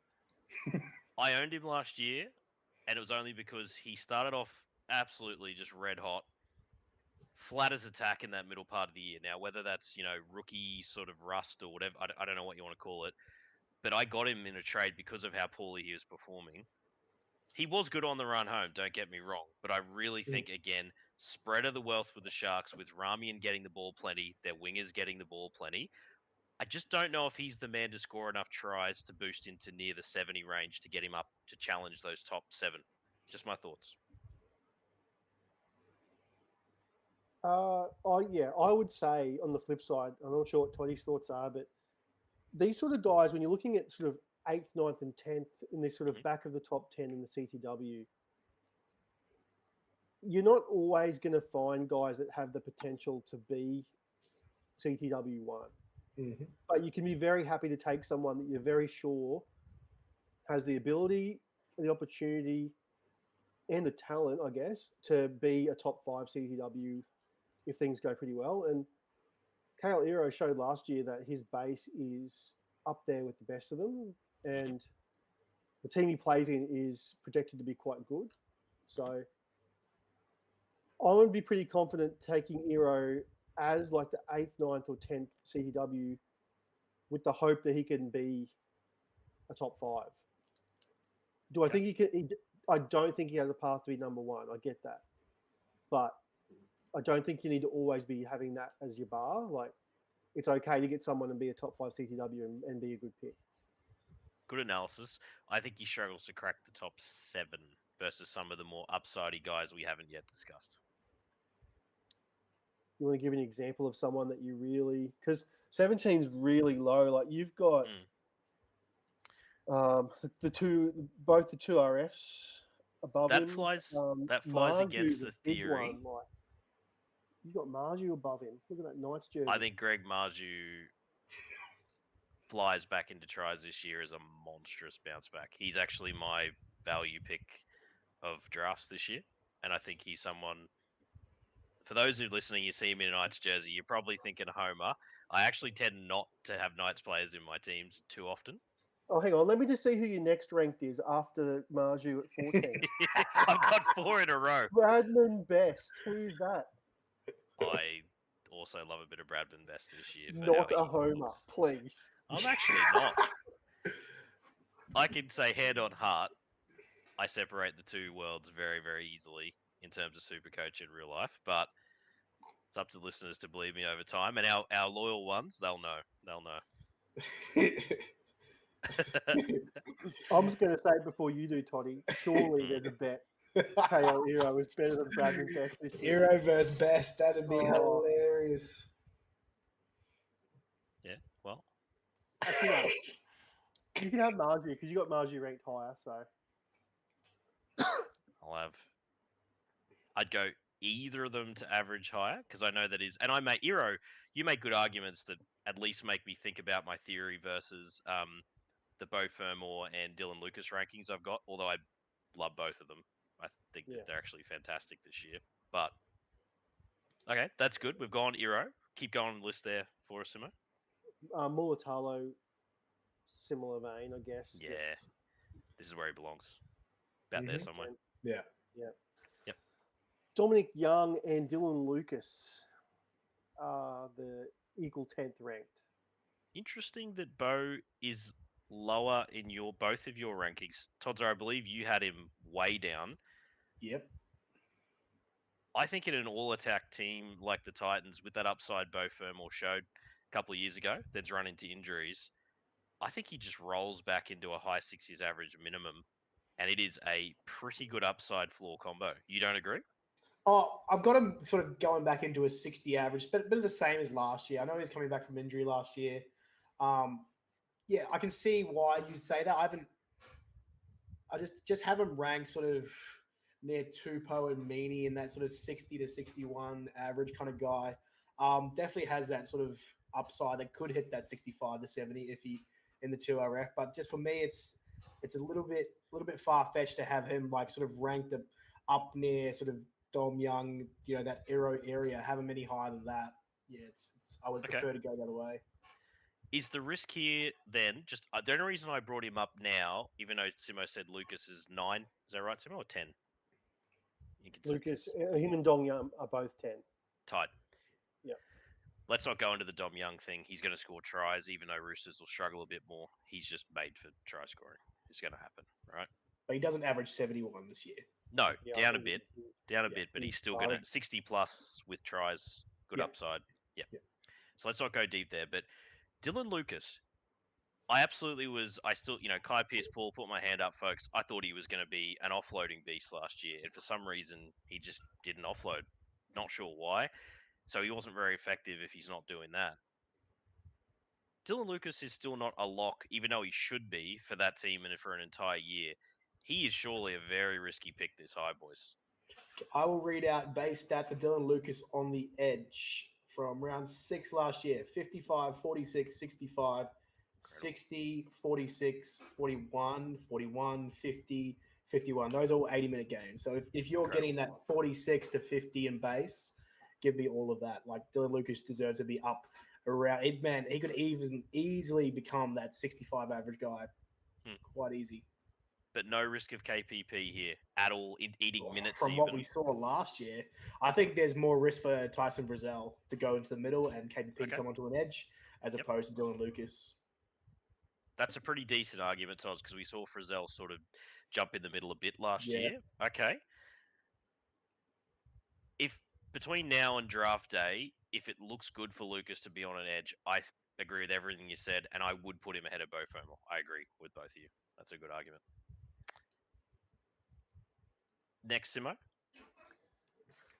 So we did this when Campbell Graham was still in the in the ranks. So for the record, I had him in the top 10, and I'm so about him. So sad. It's a Tom Gilbert moment for me. That is, at least it's not punished you in season. On draft day. That's been preseason. Thank you, Campbell Graham. That sucks, man. He's such a good center, dude. You can get good value on him now. Good. So we'll take him out. The rest of it is we'll say that this will be 12. Selwyn Cobbo, Jesse Ramian, RTS, Bo Fermor, Alamotti, Marju, Tungo, and Tracy. It's at this time, Simo, that I'll have to mention my 2 aggressive rankings in the top 10. Selwyn Cobbo, I am ballistically high on this year to return to try scoring form. If he indeed does play on a wing with Katoni Staggs, with Ben Hunt in the middle now to give a bit of insurance to the halves, with Reece Walsh chiming in with a face ball, I think he is a chance of top try scorer this year. Injuries aside, of course. And I think there's a shot that he is just amazing value in drafts. Thoughts? Yeah. I love the shout. If the Broncos are going to bounce back, Cobbo will score tries almost every week. Yep. So, Just yep, think he's you've got him, almost mate. got a try scoring floor almost this year. He's going to be in the thick of it. Yeah, 8th is very high. As a top Selwyn 10. only scored like 8 tries last year. That's pretty low, eh? Played centres, which really I don't think was good 6 for his tries, game or the sorry, Bronx. Yeah. Just on RTS, boys, I have him ranked pretty low. I will say that I ranked him when I thought he was playing centres, so I will be going and re-ranking him. Yeah. But I've got him 1, 2, 3, 4, 5, 6, 7, 8, 9. Rog, because of the wing. I just think he creates enough. Like, in terms of floor, he's almost like he's playing fullback where he runs the ball like 20 times a game. And even if the Warriors aren't incredible this year, they're still going to fling it around. He's going to just find his way to tries as well. I think he's got a great floor upside combo.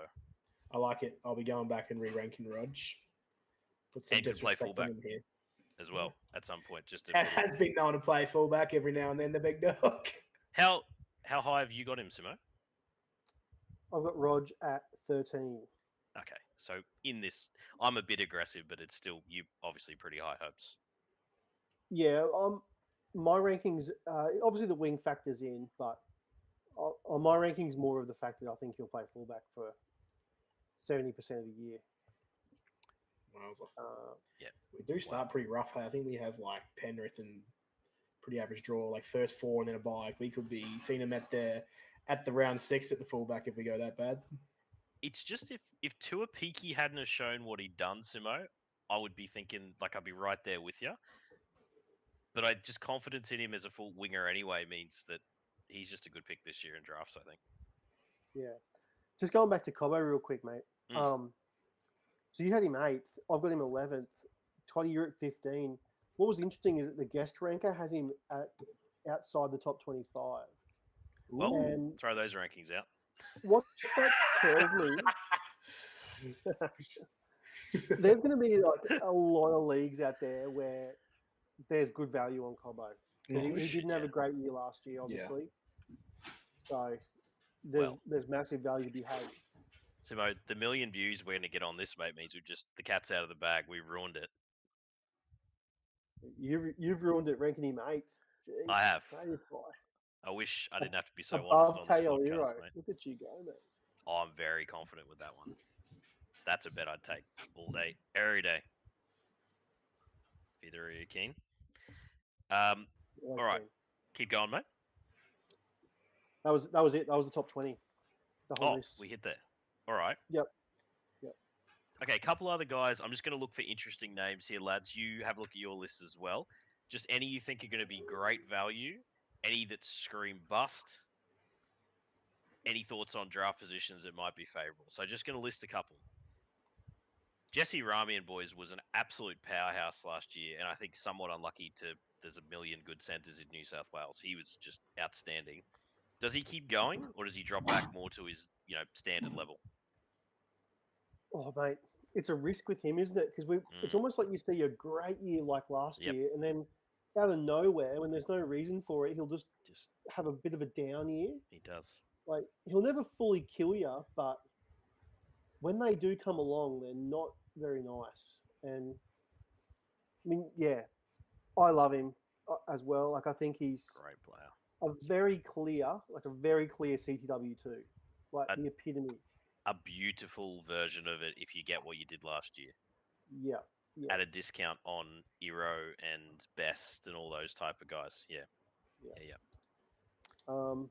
There's that little risk there, but yeah, I think I'm gonna like the value on Ramian, I think, because he's got top 10 potential easily. And he does. Well, Toddy, you've got him ranked 10th, so yeah, I do. Yeah, wow. Yeah, pretty high. Yeah. Okay. Aggressive. I think he's going to do much the same as last year, and maybe even more. I think, really high on Jesse Ramian. You're going to go with the full turner corner angle top. I want to believe it. I think he'd already turned it last year, and then this year he's going to be even better. Yeah.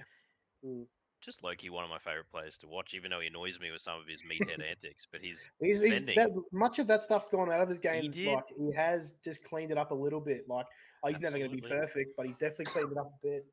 Controlled aggression. He's matured. No, big fan. Boys, I'll be interested to know where you go. guys have the Penrith centres, Elamotti and Tungo ranked, because I was pretty high on them inside my top 20. I've actually got someone ranked from that team in the CTW higher than the both of them, sir. Oh, there you go. The old McLean. Blaze Talungi. Oh, Daulangi. I want a piece. And all of I it. can't really see a universe that he doesn't hit upside enough. I know 5'8", he's going to be quite valuable, and that's probably where you play him. But if there's a universe where he slept on, and you could have him as a 5'8" CT dub as well, boy, that could go well, lads. Interesting.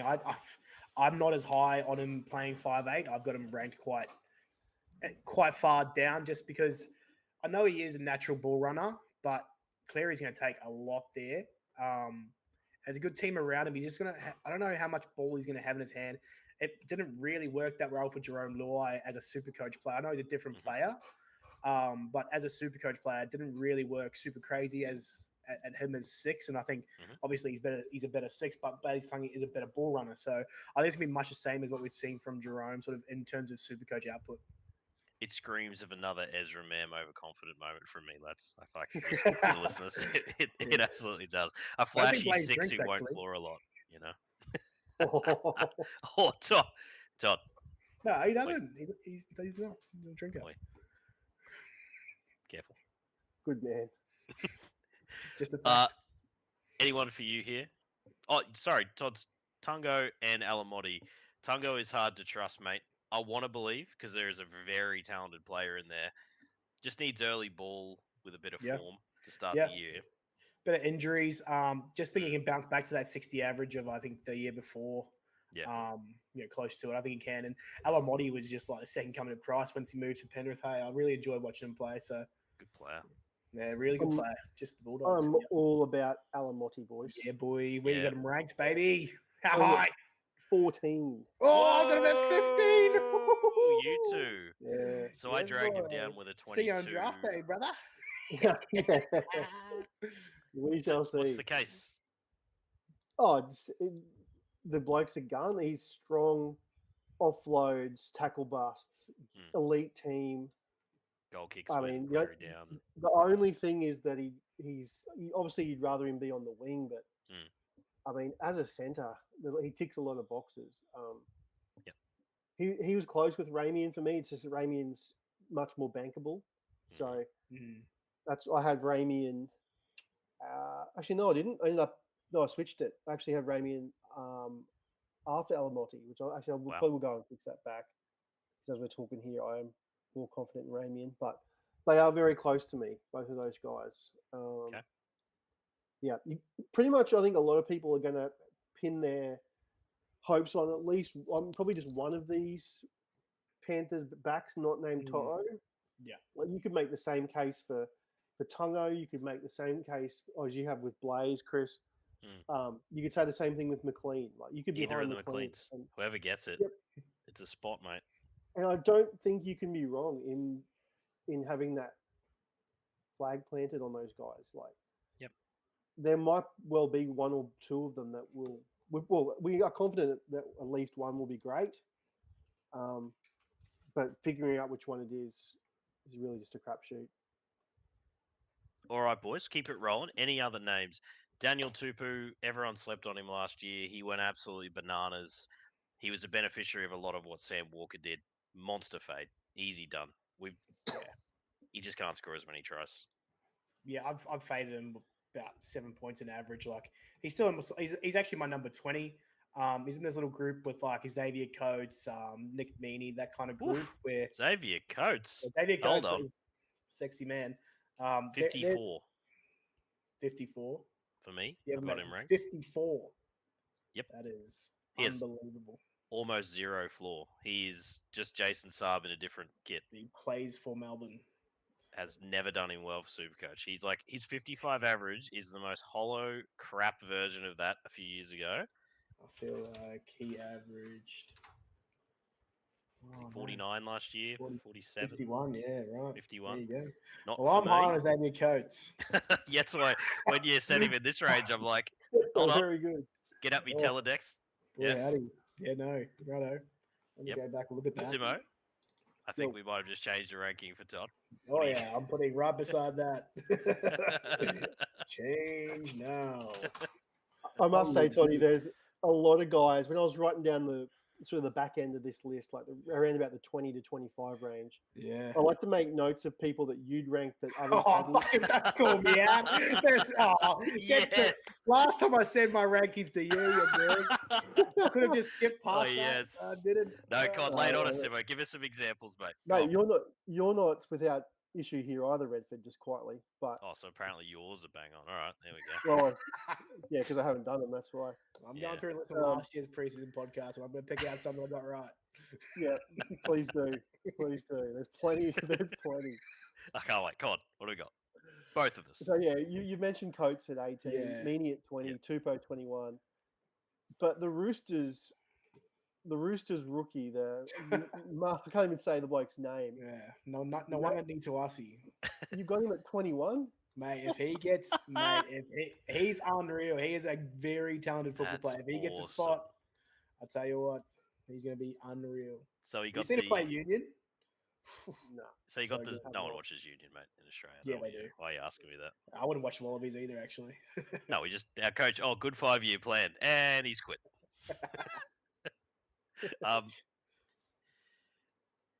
The name that I wanted to bring up, there's a few safer guys in there. I hope Brian Kelly still starts and gets a couple of shots at goal this year again, because that's hilarious to watch. Forgot about that. What a time. Dean Mariner being about the fastest accelerator I might have seen live for at least he's in the conversation. Holy crap, he's quick. If the Bronx are good, decent floor, and he will score tries, right, as we've seen. But you'd much prefer playing on a wing. You would, yeah. I've got him at 20. I'm pretty high on him. Yeah, I would be higher if he was on the wing, but I just think the bloke's a gun. Just like you said, I think he's a very underrated player in the Broncos and finishes a lot of moves that a lot of people wouldn't because of that pace. So he's an interesting one. Another one that's very interesting is Dane Gagai. Mm-hmm. I want no piece of Dane Gagai, and I haven't for many years now. He's our Captain Mannering. We just avoided him. Proven me wrong every year, like at least 3 years in a row where I've wanted no bar of him. He's been outstanding. And yet again, I've got him ranked outside the top 20. Mm-hmm. You've got him 16, Chris. Todd, you got him 19. He's actually outside my top 25. Like, I just don't want to be high on Gagai the year the wheels finally fall off. I know. But we've been wrong with these so many times, Simo, where we say, Mannering, nothing to him. And till his last season, should have been drafted way higher than we recommended. Yep, that is true. I put him 16. No, I will not. I feel like I won't be the guy again. It'll be someone in our league who just sees him there with his 75 average from last year, picks him up for bugger all, and averages between 65 and 75 again. Yeah, like me saying, like only a minute ago, I've got Dean Mariner above Dane Gagai. Sounds ridiculous. And I understand how ridiculous that is. Based on not just last year, but this Gagai's career pretty well. Yep. And like, I just can't bring myself to do it. And I know it's wrong, but yeah. You do you, Knights fans. I'm a Knights fan and I won't be drafting Dane Gagai. Never have, never will. But good luck to the person who picks him up. Thank you. I can't wait. Just some stocko ones here. Murray Talangi, Sione Katoa was a bit better again last year. Just looking down the list. Where we got Pensini, boys? Pensini. Yeah. Penis in me, changing sides is not good for him. He's just not that good a football player. Butter hands last year.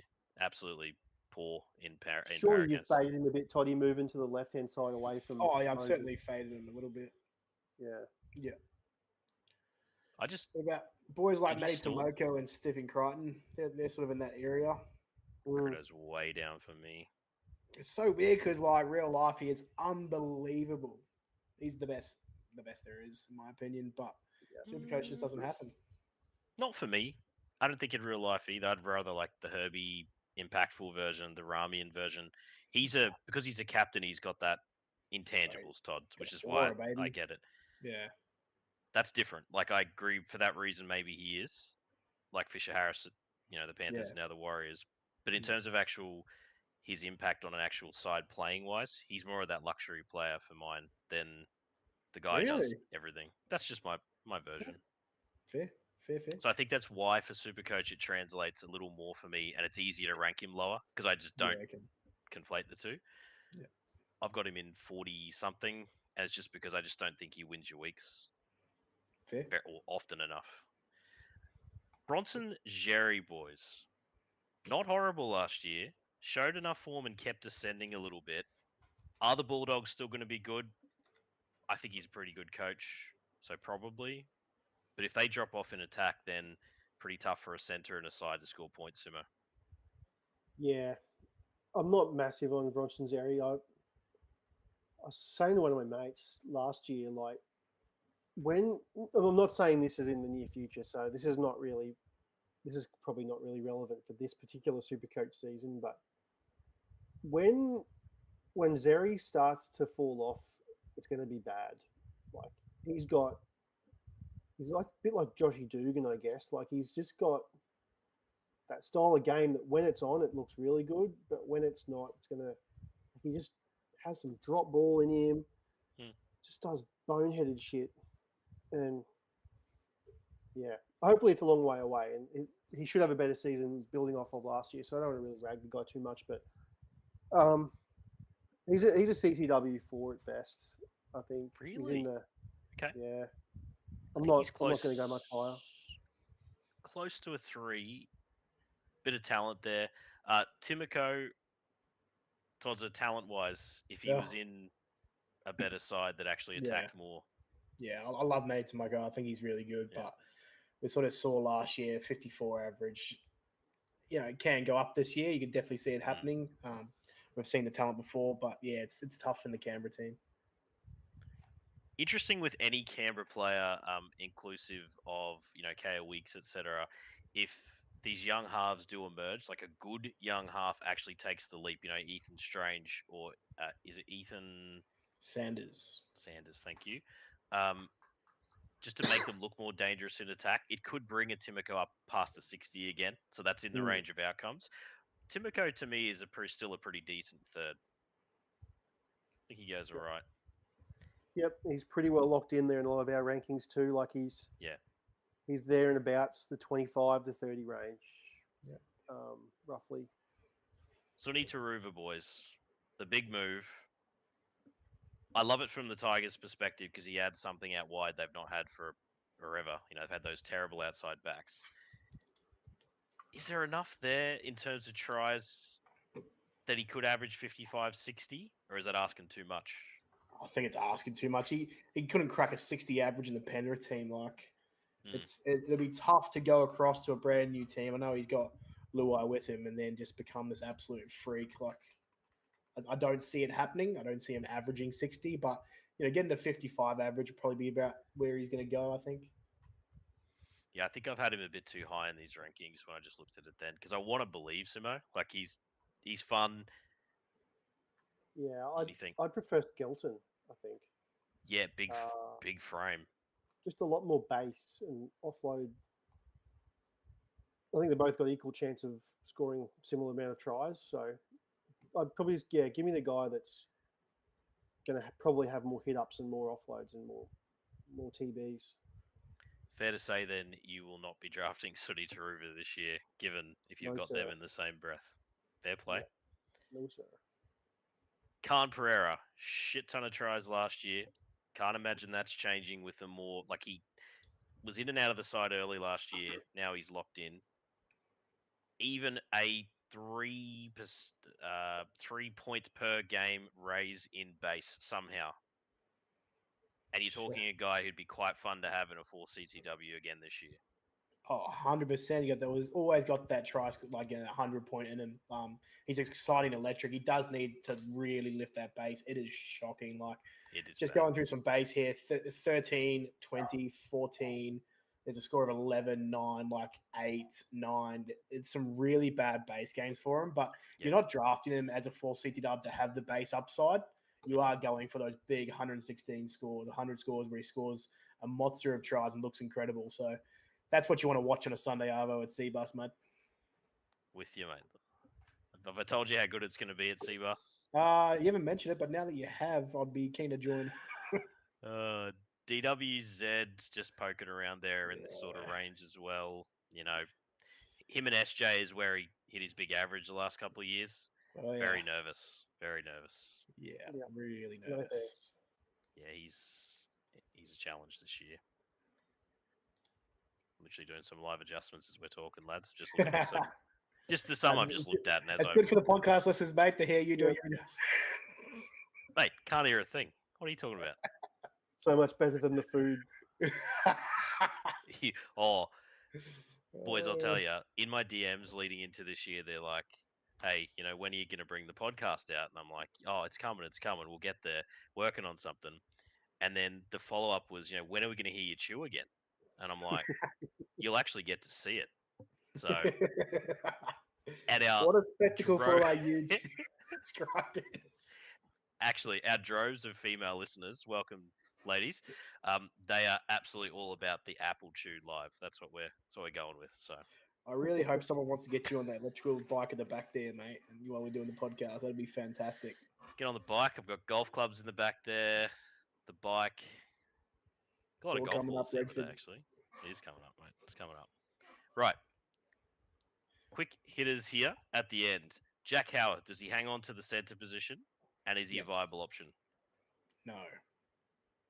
I disagree. I think he's one of the guys that I will move up the most in my ranks. I think he's a pretty solid number 3 CTW. Great floor, Simo, and playing in the team that I think is going to be the dominant force this year. No Nostradamus there, I don't think. Yep. I like the shout, mate. I like him. I think he has to be in the top 40, easy. Yep. Well, top 30, yeah. Yep. Christian Tuapoloto. I know we haven't wanted to hype him up before, but my goodness, did he play some good football last year? A, holds on to a spot. Yes? Yep. Probably repeats. Why would he not, with a slightly better team around, Val around him as well? Why he wouldn't is because last year was a massive aberration about the player that he is. Okay. I just do not, for a second, I would not be banking on those tries again. Okay. The one-time Roosters gun, as we established last year on the potty. Yes, the one-time Roosters gun. I almost got none of those things right, and when it came up, I'm like, validation. Yeah, well done to you. Thanks, mate. Farlongo. We should have mentioned him in the fullbacks. My apologies, listeners. He is someone that should be drafted as the obvious insurance policy to Pappen as well. Yes, he didn't go in crazy electric when he filled in, but if he ends up on a wing, you're going to want to have him. And if obviously he steps in at fullback, bonanza time. So, yeah, I'll just say that when I made the comment about Dane Laurie being the number 1 handcuff, I'm assuming that Fa'alongo is not being drafted as just a handcuff. Like he is someone that you should be drafting regardless of if you own Pappen, because if he plays on the wing, because Coates has been known to get injured. My boy Coates. Yeah, Willie Woolbrick's pretty solid. Toddy's boy. Hang on, just on this topic, because we just love hammering away at Todd. Did you have Coates ahead of Willie Warbrick by quite a decent amount? I had Coates so high, it wasn't funny, and I'm trying to work out why. Boy, howdy. Don't know what I've done there. I've enjoyed that. I think it's because he scored that try to beat your Warriors, mate. Oh, don't bring that up. All right, that's the end of the podcast. Got him. Enjoyed your time. Ah, Jeezy's a What's good player to beat us like that. what an absolute nub. What a That's stop really, shop. that's really sour to me, actually. We played sweet. The comeback from the Waz. Yeah, Here we wow. go. Oh my God, It's we like the literally- fortunes of the Waz, Simo. Like an elevator. Oh my God, that is actually really annoying. Good times, yeah. Going down this year. That is not the last time you're going to hear that, listeners. The mighty elevator analogy, and Todd's are getting ripped for blow-ups from the Warriors. How do you get that ball down? Amazing. Just Bullshit. incredible. I preferred that one over the Dom Young one just because of the zone, like the moment. So. Oh, hello. Right. Anyone else? The Roosters players? Nah. Noah Cantonese? Yeah, Right. you should not be talking. Say it again for me so I can get it down. Nawanga Nitawasi. Oh, Nawanga Nitawasi. Okay. Yeah, that's actually not bad. Boys, what about Tyrone Munro, Souths? Good Winger? sneaky one, Tots. Yeah. I like that. Yeah. I think he could be really good. He's real quick. Yeah. Mm. Yeah. Did really I think we well haven't last seen the year. best of him because he got injured, like his Yeah. knees and stuff. But if he's fit on the outside of Trell Mitt, Yeah, give me some of that. mm-hmm. He's playing Yep, the yep, left yep. while AJ's out, right? So That's exactly right. you've got to like that. There's a guy I've just plonked in somewhere that's getting a rapid ascension above Xavier Coates. Wouldn't be hard. He's got 2 legs. How good? That's good stuff. Jason Saab, I think will be valuable this year in the right spot more than ever. Simo, your logic earlier on the flex, which I'm excited to unpack with the boys going forward. Yep. 20. Is this right? You got him at 24? The Sabinator? Oh, Whoa. What is going on here? Whoa. There's been a real mix-up in my rankings there. I don't even think he's going to start. Yeah, you had him as you were the least He optimistic. was missing out an hour ago.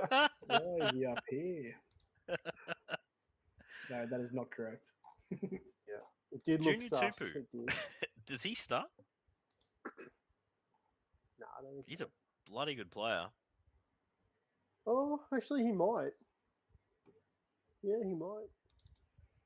He's got a lot of outside backs because, I mean, They do. there's a talk of, I mean, if they move Avarillo to 6 to accommodate some of the other backs, that makes sense. But I think that's a good Yeah. move for the Dolphins if Avarillo goes to 6. I think that's their best chance Yeah. with what they got. because if he's starting Tupou, he's going to be playing centre because you've got Bostock and Asako. Okay, yeah, because Bostock's easily done enough. Okay, no, Yeah. fade him. So if Tupou was to play, yeah, your best case is probably right centre. I'll put him under Coates then. All right. That's about all for relevant players I think should be drafted. You don't want the Raiders wingers like Xavier Savage. No. What are you doing? What's happened? You don't want Sloane's going to be too low floored. Jack Whiten, you can keep that this stage of career. Looking at the rest of the names, that's I will say, that's like, really it. Savage and Sloan, they're not Supercoach assets, but real life, they're bloody good players. Like, well, sorry, I shouldn't say Sloan is yet, but Yeah. finishes just the pure speed on the wing. Like, you've got to be pretty. If you're a coach of those teams, you can see the appeal for those sort of guys finishing moves. Like, Savage can score 2 tries and not score 50 for us, but real life, they're amazing tries. Just a little quick flyer plug that probably won't even be drafted, but Sammy Velame, is he on the right to replace Carfelt? I would say Derby gets it. Yeah, Derby gets it over him? Okay. I think so, yeah. But You're probably right. to answer your question, yes. If Velame does get it, then yes, he would. I would be quite interested in that as a 4 CTW, just given the Drinkwater left to right pass. Yeah, it's fair play. All right, boys. We've got our first potty out of the way. Oof. Excited to tuck into bed and watch us talk. Can't wait. Boy, howdy. I'll let you know that won't be happening in my household. Oh, mate, I'll have you know, I got the lovely intimate time away at the missus early tonight, so I can actually just enjoy a good video. Yeah, Oh, no gonna say- one needed to know that. We don't need to know. Yeah, we don't have to Literally be not letting a single person on. We played board games, had dinner. It was nice. I also had dinner. Didn't need to tell everybody about it. That's what everyone does on Facebook. God, Boomer Book, mate. What are you talking about? Yeah. Alrighty. All right, guys, it's been good. Timo, well done, sir. Thanks, mate. Keen to unpack the rest of the positions. It's it's good to get out there back in the 2025 season because bloody exciting time, draft time. Todzer, not bad form from you. Thanks, mate. I actually really enjoyed tonight, apart from when someone brought up Xavier Coates. But yeah, no, I'm looking forward to the season too, mate. Like trials this weekend, I'll be glued my big ass to the couch and can't wait. Beautiful. Been a pleasure bringing episode 1 to you, listeners. And as always, get that BDE India.